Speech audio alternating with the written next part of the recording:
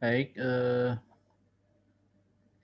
Assalamualaikum warahmatullahi wabarakatuh. Kami sampaikan terima kasih telah mengunjungi channel ini ya. Kami namai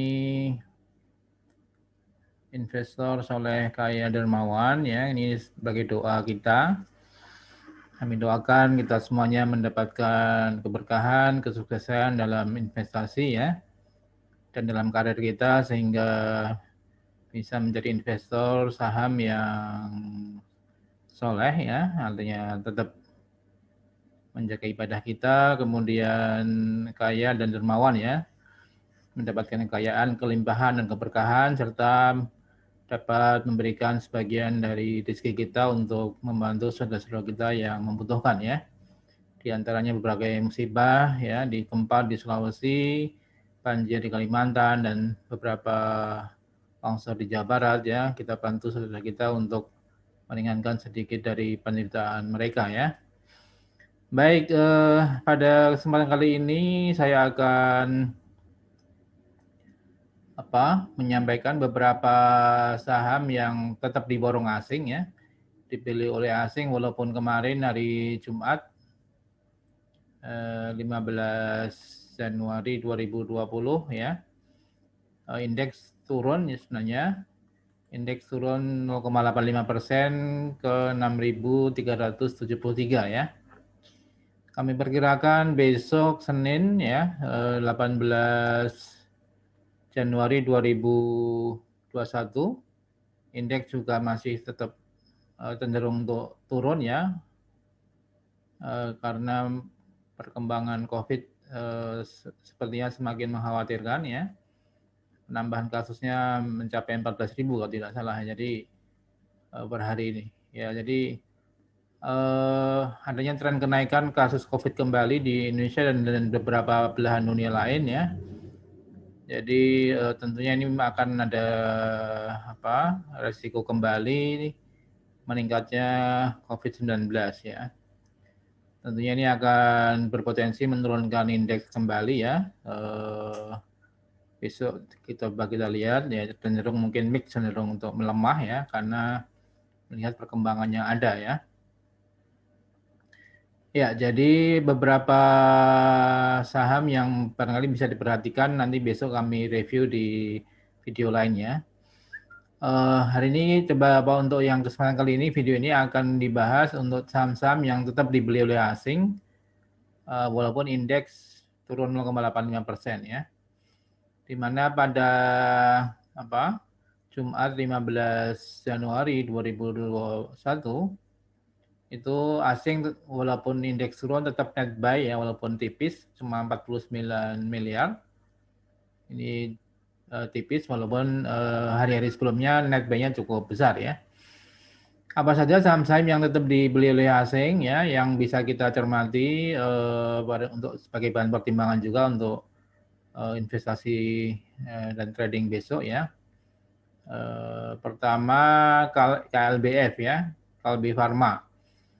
Kalbe Farma hari Jumat naik 3% ya ke 1.645 dengan net buy 109 miliar. Ini cukup besar untuk net buy asingnya ya.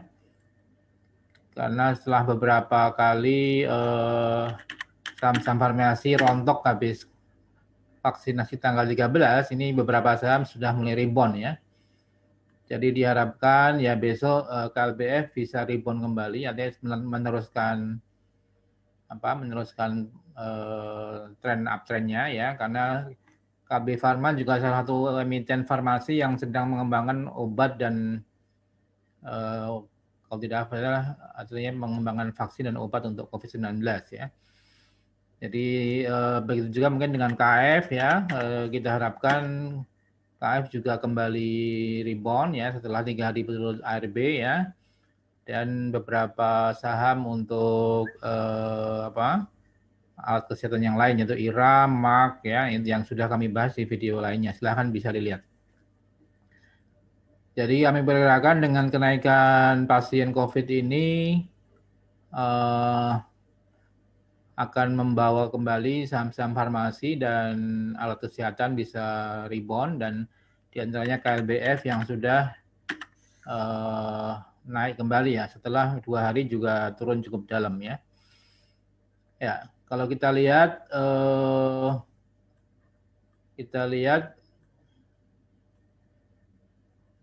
untuk grafiknya ya Kalbe Pharma ini untuk daily-nya masih potensi uptrend, jadi masih melanjutkan potensi penguatan. Untuk Kalbe Pharma ya di samping tadi Foreign melakukan pembelian net buy cukup besar ya 109 miliar, 100-an miliar ya. Ya, di mana nih pembelian foreign star besar sebelumnya hanya kisaran ya mungkin 7 ya 13 miliar, ini beberapa hari malah justru net sell ya ketika indeks turun cukup tajam. Sepertinya asing mulai kembali lagi untuk buy KLB Pharma ya, KLB. Ya, itu untuk saham pertama yang dibeli oleh asing. Jadi ini merespon kenaikan beberapa pasien COVID-19 dan tentunya ini ada konsekuensi terkait dengan kebutuhan terhadap obat dan alat kesehatan ya.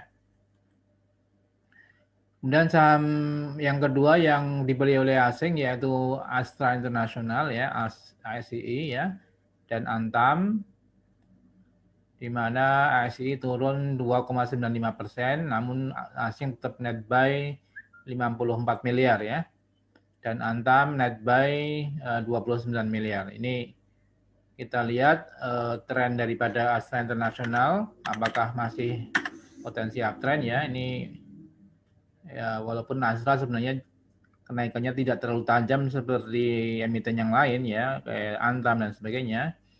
Tapi ini masih ada potensi uptrend untuk Antam. Walaupun besok barangkali ada cenderung untuk turun kembali ya. Astra International karena adanya penambahan COVID-19 tadi. Ya, 6575 untuk menguji support di sekitar 6425 ya. Kalau 6425 tembus ya berarti akan menguji support di 6200-an ya, 6200-an.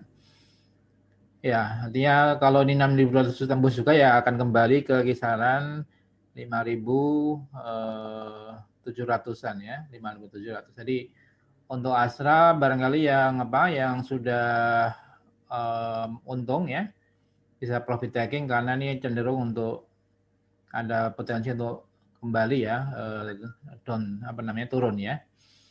Ya walaupun tetap kita lihat perkembangan terkait dengan COVID dan perkembangan SCF dan sebagainya ya. Namun melihat tren kenaikan pasien COVID ya tentunya mungkin Astra bisa profit taking dulu ya, bisa reaksi gain yang barangkali sudah dibeli sebelum ini harga tersebut ya, di kisaran kalau masih rendah waktu itu di 4.800-an ya. Itu Astra International ya. Kemudian untuk saham berikutnya Antam ya. Ini Antam kemarin juga turun ya Antam.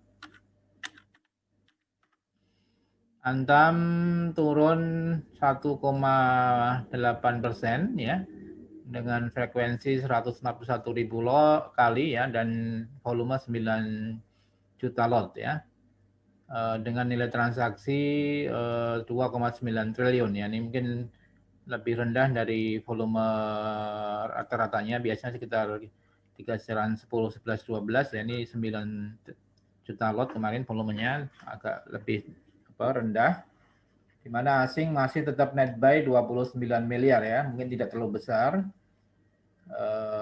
net buy asing ya. Coba kita lihat untuk Antam apakah akan kembali turun untuk Senin besok atau akan rebound ya. Ya, artinya di sini walaupun sebenarnya sudah masih uptrend tetapi memang sudah overbought untuk Antam ya, barangkali ya cenderung untuk turun kembali ya untuk Antam, menguji support di 2.700-an ya, 2.700-an untuk Antam ya. Walaupun sentimennya sebenarnya dengan SWF, kemudian mobil listrik, baterai listrik, yaitu mungkin Antam masih potensi uptrend. Untuk menengah weekly maupun monthly ya, ini masih potensi uptrend ya. Bisa dilihat di video kami yang lain ya. Antam untuk monthly masih uptrend, kemudian weekly juga uptrend ya, walaupun secara daily-nya sudah cukup tinggi ya, mungkin cenderung untuk besok tertekan ya, cenderung untuk berkurang ya, sampai kehadiran mungkin Tesla dan bos Tesla ya, Elon Musk untuk ke Indonesia ya, rencananya katanya mau menjajaki investasi di mobil listrik di Indonesia. Ini tentunya saham yang memang lagi naik daun untuk Antam, Nickel dan sebagainya. Ya, artinya bisa profit taking, kemudian nanti kalaupun melemah bisa nanti membeli kembali ya untuk aneka tambang ya. Dimana kalau supportnya di 2.700-an ya, 2.600 sampai 2.700 di sini.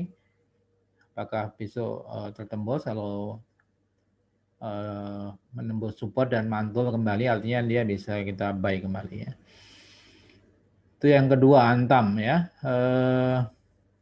Kemudian saham ketiga Waskita Karya yang hari Jumat naik 12% ya, sudah kami bahas di video kami yang lain ya. Jadi sentimen SWF ini membawa positif kepada saham-saham konstruksi di antara Waskita Karya ya.